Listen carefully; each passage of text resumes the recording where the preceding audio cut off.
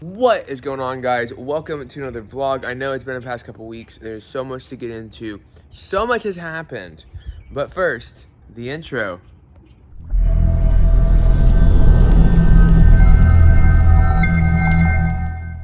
Alright guys, so it has been the craziest past couple weeks. So as y'all know, we ran the 50, we didn't finish it, we had to DNF because of the flu.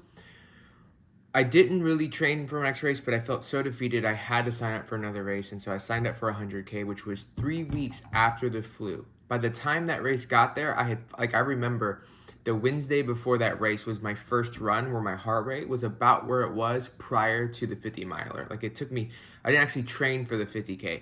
I just recovered from my sickness. Ran the 50K. The 50K actually absolutely squashed me. It was hard. And y'all know that video. It's up there. And then, I had my wisdom teeth removed, which is why it's been so long since I made a video. I didn't expect it to take so long to heal like it has. And so it's just been one thing after another. Some of it involuntary, like the flu. Some of it very voluntary, things that I chose to put myself through. But nonetheless, the past 6 weeks have been crazy. And the past couple weeks have been even more crazy. But I'm really excited. There's really exciting things happening today. One, we're going to be talking about lifting, running, balance. As far as the lifting side of things, I know that we're doing this hybrid mass series. It's been a really rough start to it. I have grown. I didn't get any video of it, but I did get shoulder press. I got 80 pounds on shoulder press, 80-pound dumbbell, so 160. And then I did RDLs yesterday. I did have a video of that, and I got 120 on the RDLs, which was sick, right? 240 pounds. It felt really good. I definitely could have went heavier. So I'm definitely getting stronger. I think I'm gonna switch from back squat to hack squat. Probably gonna be the next video on why. We'll talk about that in that video. But I mean, all in all, it's been okay. Again, like the sickness and the wisdom teeth, I did start it at a weird time, a weird season of life, but we're gonna truck through. But regardless, I'm still gonna talk about like how I schedule my workouts around my runs, so that y'all have like a better understanding of like how to do that if you're gonna do that yourself. And then today we're gonna do a full day of eating, and I also have what should be the final flavors of the Energized Reds product, the first product from Performance Gains. This has been a long road, and for those of you that have invested in this and watching this and supporting this, I appreciate you. So I'm gonna finish my coffee, and then we're gonna get the day started. First meal is something that I've gotten really addicted to. So we have some kefir here. I was taking antibiotics. I've been in my garden. Don't judge the dirty nails. I tried to wash them, okay? It didn't come out. I'll do it later. So this is kefir.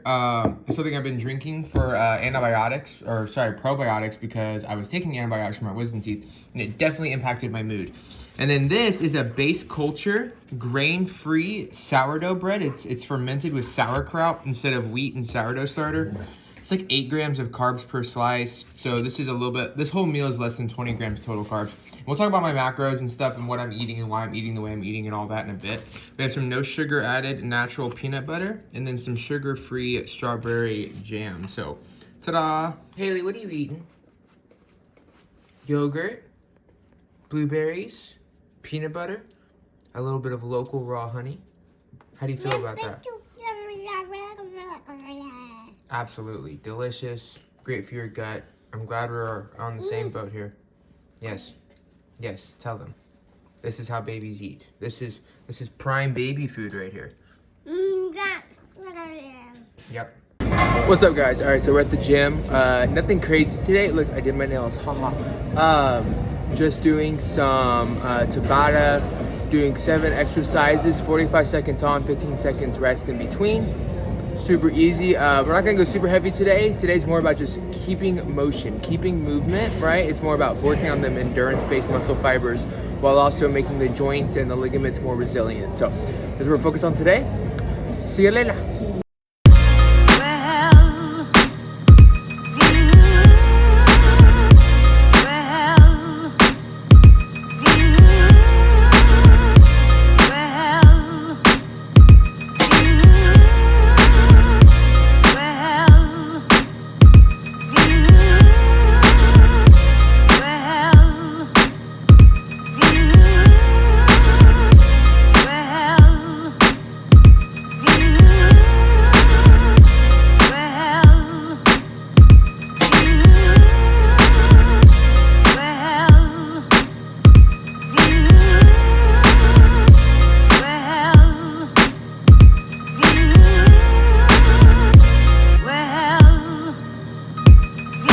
What's up, guys? Out here getting some sun. So had lunch, tried these real good food. They're these chicken tacos, photos right there. Delicious. Air fryer for 10 minutes. Amazing convenient food. Obviously it's a prepackaged processed food, so it's not the cleanest, but in terms of a low carb, meat focused, meat based food, delicious. Had some Greek yogurt and some blueberries and half of a paleo bar.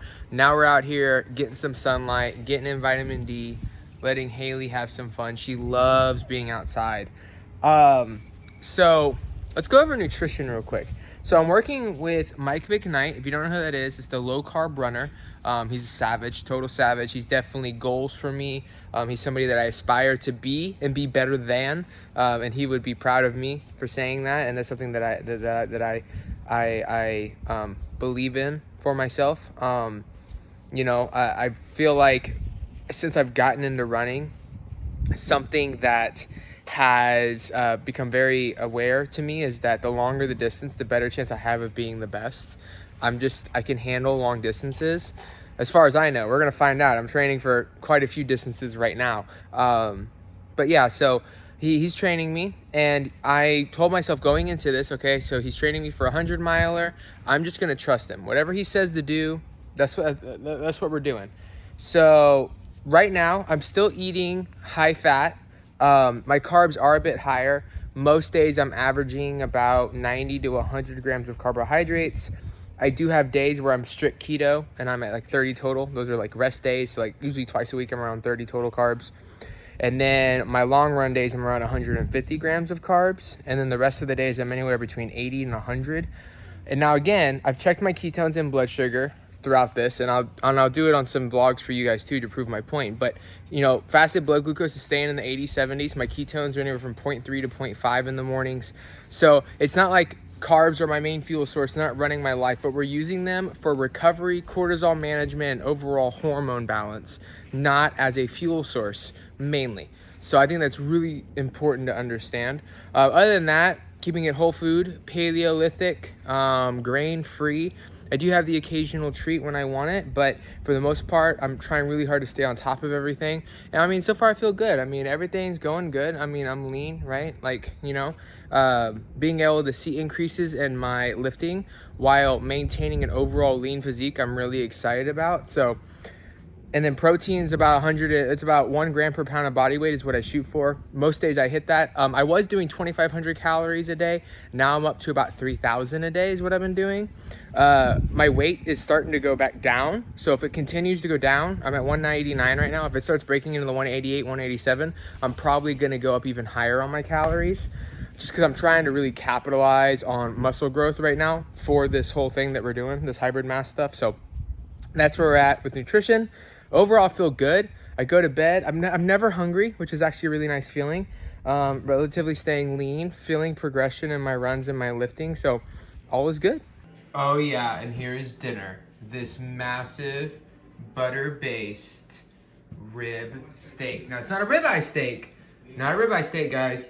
This part is the ribeye. All of this is usually trimmed off, and you're usually just left with this part right here.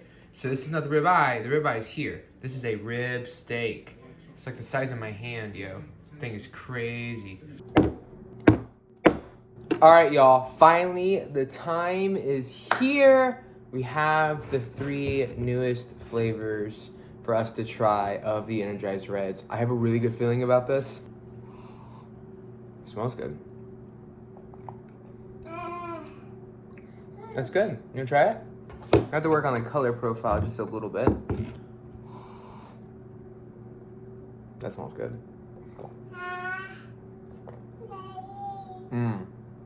That's not bad. I haven't been in this situation yet, guys. I've not been in a situation where I have multiple flavors that I really like the taste of.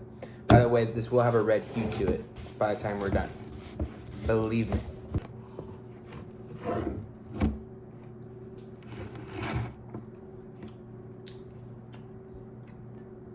No. Here, you can have this. Yes, this is child safe, by the way. There's nothing in this that's harmful for babies. Just so you're aware. Of course, I'm not a pediatrician, so don't quote me on that. Okay, blackberry is my bottom 3, although Haley likes it. Okay.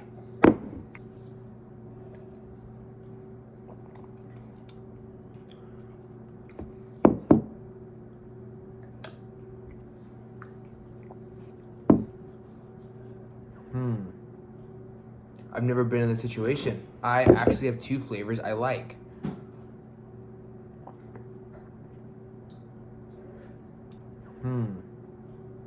I've never been in this situation. I actually have two flavors I like.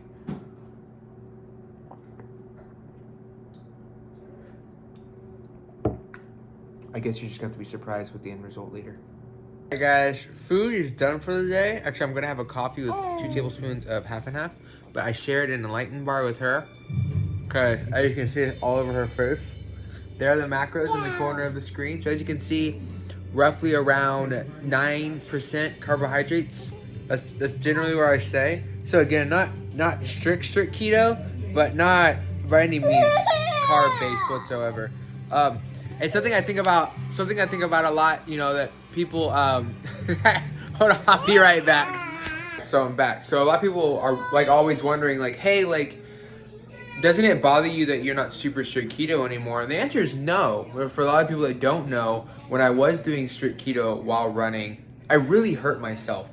And it wasn't until I could get past certain barriers in my head and realize that, okay, I need to include a little bit more carbs from some whole food sources so that my body can actually recover and actually burn fat as a fuel source. And so ketogenic endurance, low carb endurance running is an art of its own. It's a science of its own. It's a total niche thing. I just noticed you can see me in the, that's cool.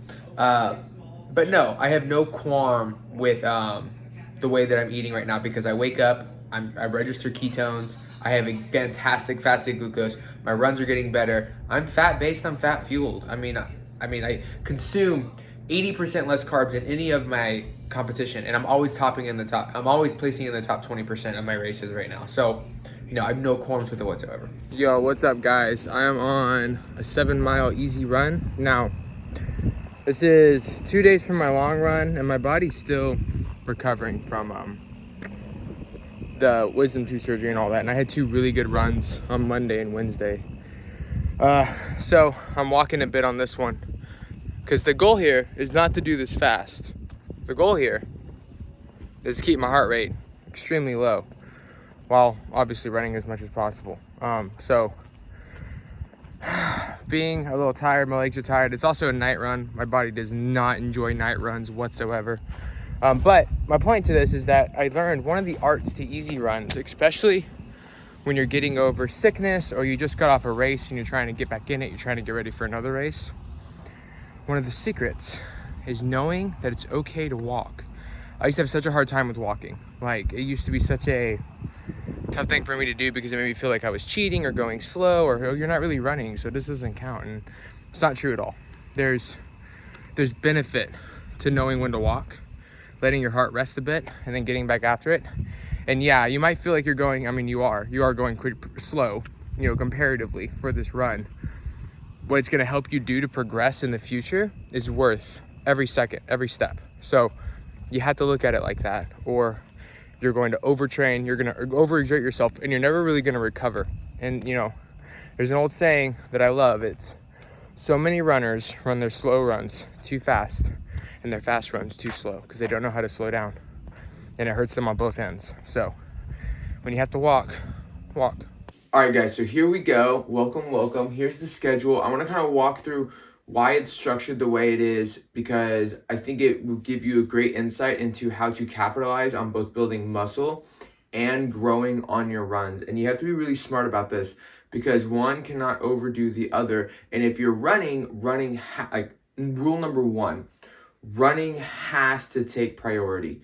If it doesn't, you're not going to progress in your running. Like, running has to be at the forefront of your mind. If lifting is the thing you're concerned about, first and foremost, you are not going to see the run gains you want to see. But you can always grow muscle on the back end. So realize that it's not a bad thing to have the muscle building, the gym, as the secondary priority, right? Because you can still really capitalize on it if you do it right. So on Monday, we have a tempo run. So as anybody should, my runs are 80-20, right? So 80-20 means 80% of my runs are slow, 20% of my runs are fast. So I run 5 times a week, and 2 of those are tempo runs. Within those are warm-up and cool-down miles, breaks between it, things like that. So my tempo runs could look anywhere from an aerobic threshold run with a strong finish, which basically means maffetone pace for the first 80% of the run, then the last 20% of the run, I'm going to kick it up to a threshold, or anaerobic threshold pace. Then you have your fartleks, which are like 180 second bouts of sprints. You have your yasas, which are 800-yard sprints, things like that. So it could be any one of those depending on what my coach wants to do that week. So we have tempo run, and then upper body. Tempo runs really stimulate muscle growth, right? That's why, like, because there's sprints, right? So there's a lot of explosion, a lot of power, right? That's why sprinters are so buff, right? So like the way I look at it is a tempo run is an extremely leg heavy workout. So on tempo days, I do upper body, okay? I'm going to focus more on building muscle on my upper body, right? So I do upper body, it's shoulders, chest, things like that. We'll go through like a really technical upper body at some point during the series.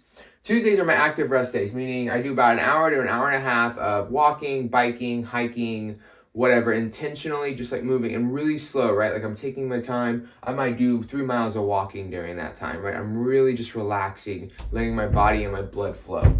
That day for the gym, I do HIIT workouts, right? So HIIT workouts are all about really just building endurance with weights, right? Building resilience in the ligaments and the joints, kind of what we talked about earlier in this video. I showed you some of the workouts. So HIIT days on Tuesdays. So this is more of a rest day from running and still capitalizing on the lifting.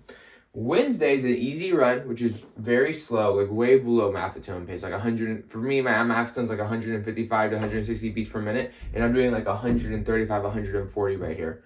And so on this day, I capitalize on leg day. This day, I'm going to lift super heavy legs. So the one thing I've done wrong many times, and I warn you about this, do not switch these, okay? And what that means is don't do the leg day and then run later. You're not going to like it. I don't like it. My easy run is way slower than it feels like it should be because my legs are super taxed, right? And I do not like it. So always do the run first and then do the leg day, okay? Then do the leg day. Trust me, you will not regret it. All right, and then Thursday we have another tempo run. Okay, you're definitely. Good thing is that even if you're slower on your easy paces, warming up and cooling down, you still get to sprint, right? And so these two are gonna kill your legs, which is why we do leg day on Wednesday, because your long run's on Saturday and you need time to recover for that long run. Some people even do leg day on Tuesday and then do the active rest and the HIIT on Wednesday, and that's totally fine too. Just realize that the tempo run on Monday might interfere with how strong you are on that leg day. And then, so Thursday is tempo run and HIIT. And then Friday is an easy run and upper body. Saturday is a long run without any lifting. And then Sunday is a full rest day. So what we've got here is we've got two hybrid rest days. I guess you could phrase them as such, where basically I am either doing one or the other. So like Tuesday, I am working out, but I'm not running. Friday or Saturday, I'm running, but I'm not working out. And then Sunday, I'm not doing anything. I'm really just relaxing. And so I have found that this structure really capitalizes on both lifting and running for the individual if they're trying to build mass and build endurance. So if you have any questions about this, let me know. Put it in the comment section below. I'd love to elaborate on it. I love talking about this stuff. But this is the structure I have found that works best for me. And yeah, I hope you enjoyed the video. Don't forget to like and subscribe.